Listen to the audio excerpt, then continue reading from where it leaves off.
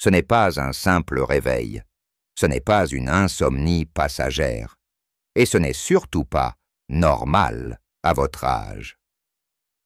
Se réveiller chaque nuit entre 2h30 et 3h30 du matin, toujours à la même heure, peut être le premier signe silencieux d'un trouble grave du cœur, du cerveau ou de la respiration. Et pourtant, des milliers de personnes âgées en France pensent que ce n'est rien. C'est là que le danger commence, car après 70 ans, ce type de réveil peut devenir un signal vital ignoré. Un message codé que votre corps tente de vous envoyer. La nuit, il n'y a pas que les rêves qui parlent. Il y a aussi les alarmes du vivant. Il est 3h04. Votre regard s'ouvre sans raison. Vous n'avez pas soif. Vous n'avez pas mal. Mais vous êtes réveillé. Encore. Toujours à cette heure étrange. Et si ce réveil, si discret en apparence, était en réalité un signal d'alarme silencieux, ce type de réveil peut être dangereux après 70 ans, et la plupart des gens ne le savent pas.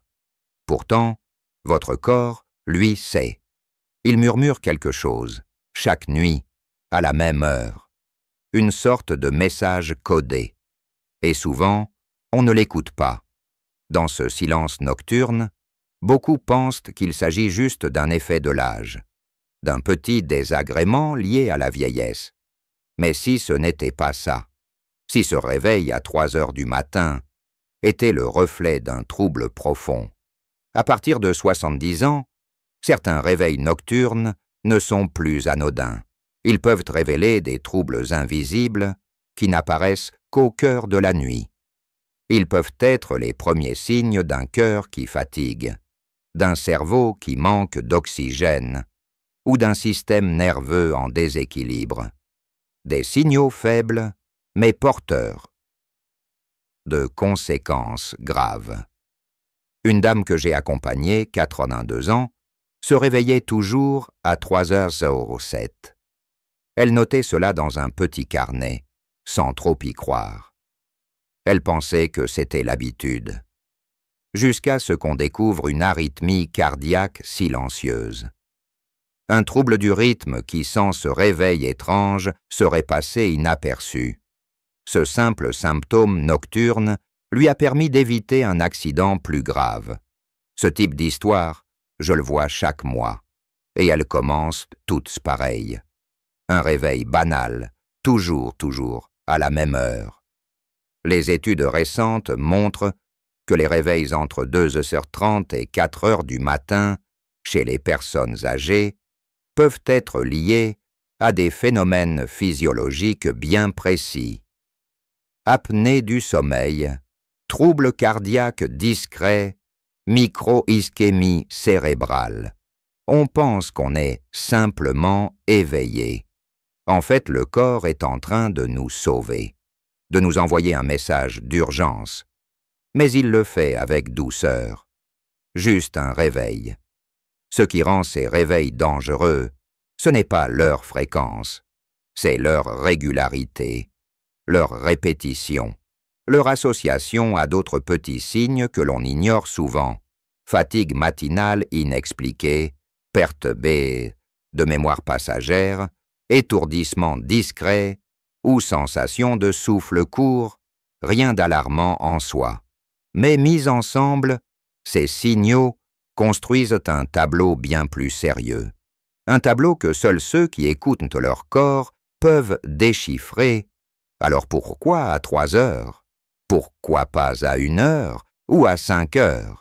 Le corps humain fonctionne selon des rythmes très précis. À 3h du matin, le système nerveux autonome est en pleine régulation. C'est l'heure où les pics de pression artérielle peuvent survenir, où les hypoxies du sommeil sont les plus fréquentes. C'est aussi l'heure à laquelle le foie, le cœur et le cerveau se réajustent. Si quelque chose ne tourne pas rond, c'est à ce moment-là que l'alerte se déclenche. Discrètement, par un réveil. Mais comment savoir si votre réveil de 3h est dangereux? Il y a une règle simple. Si cela se répète plus de 3 fois par semaine, depuis plus de 3 semaines et que vous ressentez un des signes suivants, fatigue au réveil, tête qui tourne, cœur qui cogne, respiration inhabituelle ou confusion passagère, alors il est temps d'en parler à un professionnel de santé. Pas pour s'inquiéter, pour prévenir, car plus on attend, plus le trouble s'installe. Et avec l'âge, le corps met plus de temps à compenser. Le sommeil devient fragile, le cerveau plus vulnérable, et la moindre alerte devient une opportunité précieuse de changer le cours des choses. Ce type de réveil est une chance, s'il est compris à temps. Une invitation à ralentir, à se faire écouter, à se faire examiner. C'est aussi un appel à observer son propre corps avec tendresse, à reconnaître que même dans le silence de la nuit, il reste notre meilleur allié. Dans les parties suivantes, nous allons explorer en profondeur les 3 grandes causes médicales les plus fréquentes liées à ce type de réveil après 70 ans. Les troubles respiratoires, comme l'apnée, les troubles du rythme cardiaque et les microlésions cérébrales silencieuses. Vous découvrirez comment les repérer, comment les confirmer et surtout comment les apaiser. Restez avec moi, car comprendre ces signaux, c'est déjà commencer à se soigner. Première cause, l'apnée du sommeil. Cette respiration qui s'arrête sans bruit. Elle est bien plus fréquente qu'on ne le croit, surtout chez les seniors. L'apnée du sommeil se manifeste souvent par des micro-éveils, ces réveils brefs mais répétés, qui surviennent lorsque le cerveau détecte une baisse soudaine d'oxygène. Le corps réagit instinctivement pour nous réveiller, même si nous ne comprenons pas pourquoi. Et souvent, le réveil se produit vers 3 heures du matin, au moment où les phases de sommeil profond alternent avec les phases de sommeil paradoxal, rendant le système respiratoire plus vulnérable. J'ai connu un homme de 76 ans qui pensait simplement faire des rêves agités. En réalité, il faisait plus de 25 pauses respiratoires par heure. Son réveil à 3h12, toutes les nuits, était la première alerte. Après un test de sommeil, un traitement par pression positive continue PC, PC, KCT. Ok, à ça changé sa vie. Son sommeil, redevenu paisible. Sa mémoire s'est améliorée, et il ne s'est plus jamais réveillé à 3 heures. L'apnée du sommeil n'est pas toujours liée au surpoids. Chez les personnes âgées, elle peut être causée par un relâchement des tissus musculaires du pharynx, par une mauvaise position de sommeil ou par des médicaments relaxants. Les signes associés. Fatigue dès le réveil, bouche sèche, somnolence diurne, irritabilité. Si vous vous reconnaissez dans ces signes, ou si votre conjoint vous dit que vous ronflez ou vous arrêtez de respirer par moments, parlez-en à votre médecin. Une simple nuit d'enregistrement suffit souvent à diagnostiquer le problème. Comprendre que ce réveil à 3 heures peut être lié à une chute d'oxygène, c'est faire le premier pas vers une solution. Votre cerveau vous réveille parce qu'il a besoin d'air. Et ce n'est pas un caprice. C'est un cri doux mais vital.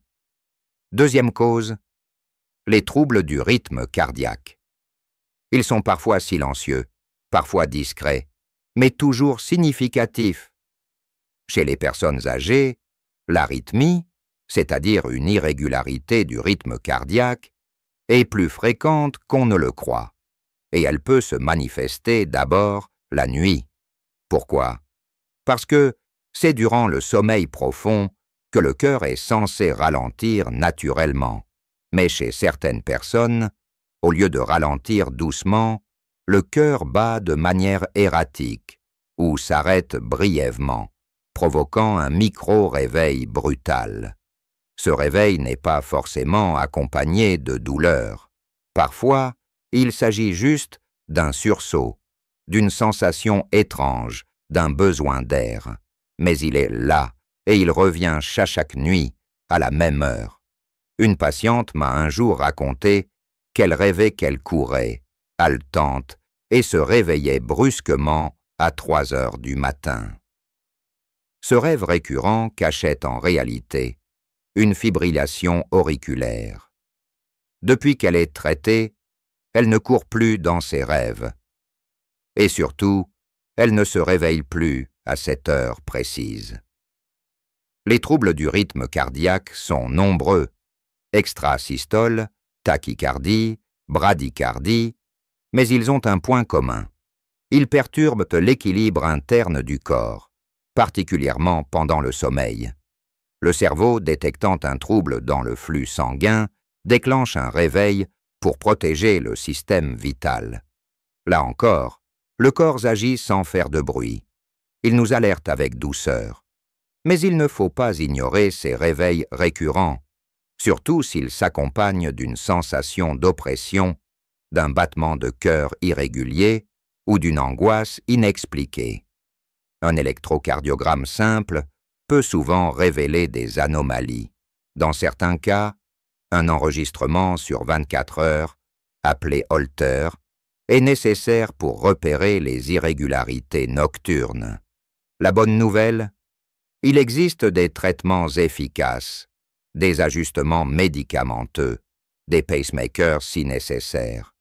Et dans la majorité des cas, le sommeil retrouve sa fluidité et les réveils disparaissent. Ne pas écouter ces signaux, c'est risquer un accident cardiovasculaire. Mais les comprendre, c'est reprendre le pouvoir sur sa santé. Car un cœur qui parle la nuit n'est pas un cœur faible. C'est un cœur qui appelle à l'attention. Et à 70 ans passés, l'écoute de ce cœur peut faire toute la différence. Troisième cause, les microlésions cérébrales silencieuses. Ce sont de petites zones du cerveau qui ont subi un manque temporaire d'oxygène ou une minuscule hémorragie, souvent sans symptômes apparents durant la journée. Mais la nuit, le cerveau, qui tente de se réparer, envoie parfois des signaux subtils sous forme de réveil soudain. Ces lésions, appelées aussi lésions ischémiques silencieuses, sont fréquentes chez les plus de 70 ans, surtout ceux ayant des antécédents d'hypertension, de diabète ou de troubles vasculaires. Et leur premier signal peut être un réveil à 3 heures du matin. Une dame que j'ai accompagnée, ancienne institutrice de 78 ans, se réveillait en sursaut chaque nuit à 3h18. Aucun problème cardiaque, aucun trouble respiratoire. Mais elle ressentait une légère confusion au réveil, et parfois une difficulté à retrouver ses mots pendant quelques minutes. L'imagerie cérébrale a révélé plusieurs microlésions passées inaperçues. Grâce à une prise en charge adaptée, son sommeil s'est stabilisé, et les réveils ont disparu. Ce qui est troublant avec ces microlésions, c'est qu'elles n'ont pas de douleur, pas de choc. Elles se faufilent dans le quotidien. Un mot qu'on oublie, une direction qu'on cherche, un nom qui s'efface l'espace d'un instant, des signes qu'on attribue à l'âge, mais qui parfois cachent une fragilité cérébrale naissante.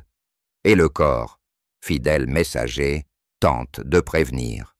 Il n'utilise ni cri ni douleur, juste un réveil nocturne.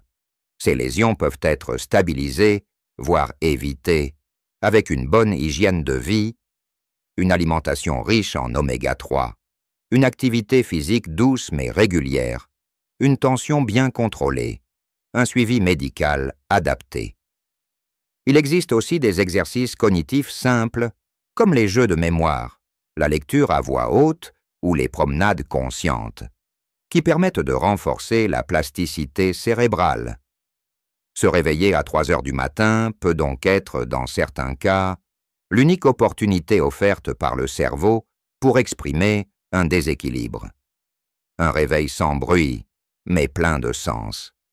C'est pourquoi il ne faut pas négliger ces moments.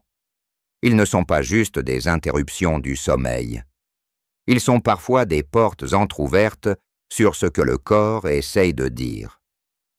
Comprendre ce lien entre les réveils nocturnes et les microlésions cérébrales, c'est donner une chance à la prévention.